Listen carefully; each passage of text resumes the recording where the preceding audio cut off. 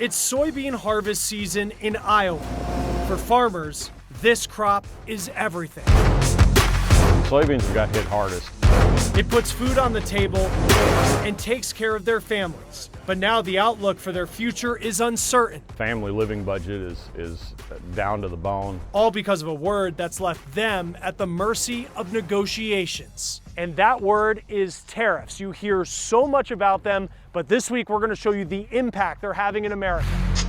Both the negative, you either have to pass it on or you have to absorb it, and the positive. We're seeing an upsurge in demand for our product. This is The Race. Welcome to The Race. I'm Chris Stewart, and tariffs are a complex issue having complex impacts across the country. And during this show, we're going to take a look at how tariffs are impacting the average American when you think of jobs, to groceries, to the upcoming holiday shopping season. But we do want to get started where we are this week here in Iowa. We're on a farm that harvests soybeans, and this is a place where tariffs have really left their mark. We bought this farm in 1901, so I'm the fourth generation on this farm. We grow soybeans, corn, alfalfa, pasture, beef cattle, and sheep. Soybeans have got hit hardest. They were the first products to get tariffs. How have tariffs impacted your business? They've brought in a level of uncertainty we haven't seen in a long time. China is our largest export buyer. Domestically, it's the livestock industry, but overseas, our biggest buyer is China.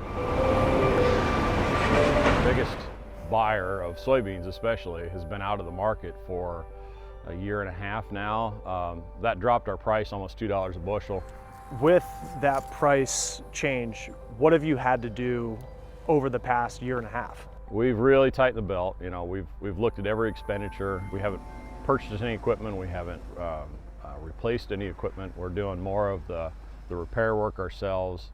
You know, the family living budget is down to the bone. Has that been the case for a lot of farmers in Iowa? I would say almost everyone. I mean, we're all in this situation together. It'd be like walking in your boss's office and your boss saying, you know, it's nothing that we did, but somebody else has affected our market. And because of that, you're going to lose 50% of your paycheck this next week, and maybe for the next couple weeks, and oh, by the way, it might be 2 years. What's it been like to just kind of wait to have these trade negotiations happen?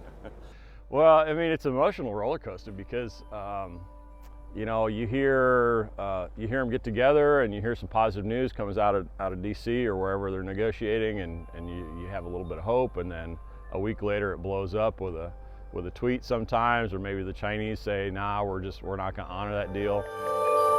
You know, the clock's been ticking for a while.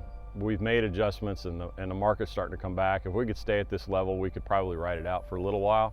But I would say another, you know, year and a half, 2 years, if we don't have a deal, things are going to get pretty grim.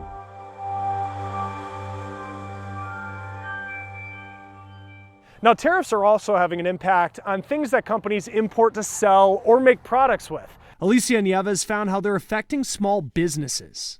And how are you doing?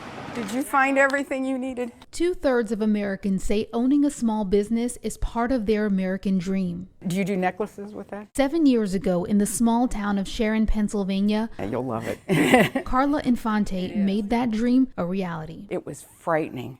After I got everything all set up for the grand opening, I thought, what if nobody comes? Despite that fear, that was never her problem. That is actually considered a chunky yarn because it's fibrous and it's fluffy. Knitting and crocheting enthusiasts have been flocking here ever since Never Enough Yarn opened. That's all cotton there too. Either for her variety The yarns here are garment quality yarns. or her knitting nights. I have people who come regularly every Thursday night for our knitting group. Sometimes we knit and drink coffee. Sometimes we get a bottle of wine out instead of the coffee. Sharing of patterns, ideas, and getting to know people. It's been amazing. As amazing as it has been to have a loyal customer base and consistent demand, Never Enough Yarn is closing. The internet has really done a lot of injury to local small businesses, but when they put the tariffs in, that really pushed me over the edge. There have been a half dozen rounds of tariffs imposed on Chinese goods over the past year and a half. The latest have really affected businesses like Infante's. the price of all her yarn and knitting supplies has had to go up.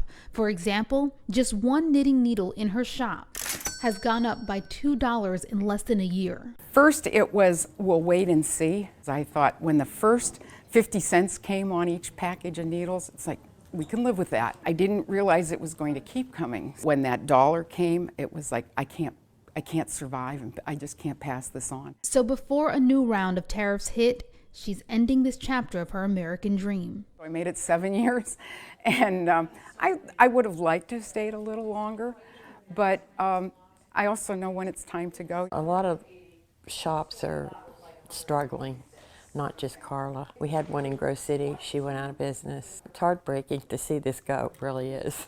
Analysts expect continued higher tariffs on Chinese goods could lead to 12,000 more retail businesses closing within the next year. The one thing I'd like to say to most people is if you don't believe it's happening, take a closer look, because it is. And if it hasn't affected you yet, keep your eyes open, because it's going to.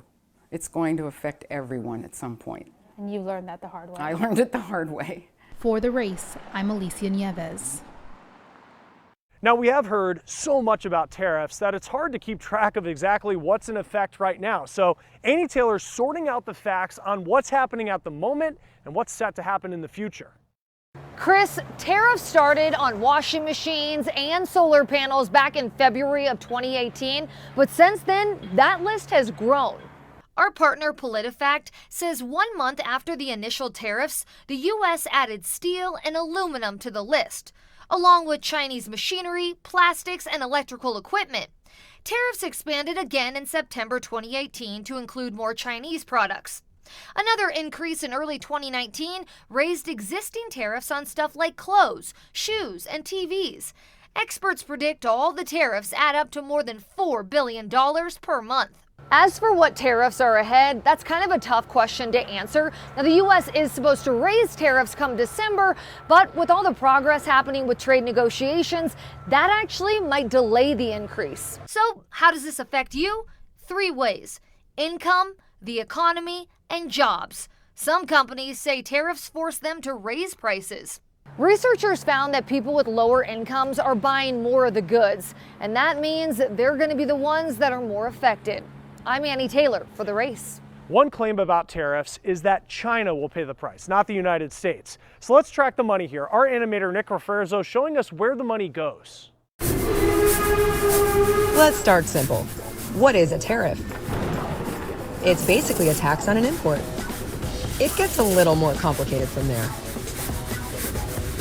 Say there's a 10% tariff on lithium batteries imported from China. If a shipment costs $100, whoever's importing it to the US would pay $110 to get it into the country. That money goes to the government, and leaders sign off on paperwork that says, tariff paid. But what happens to that extra cost the importer had to pay? In some cases, it gets passed on to the customer in the form of higher prices. In other cases, the importer eats the cost.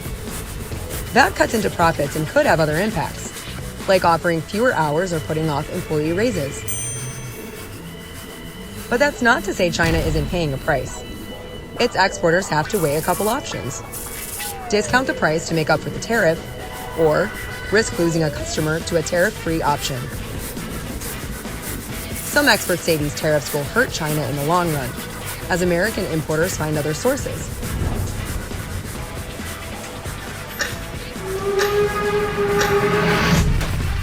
That tariff money isn't just piling up. The government has launched multiple rescue programs for farmers to make back money lost in the trade war.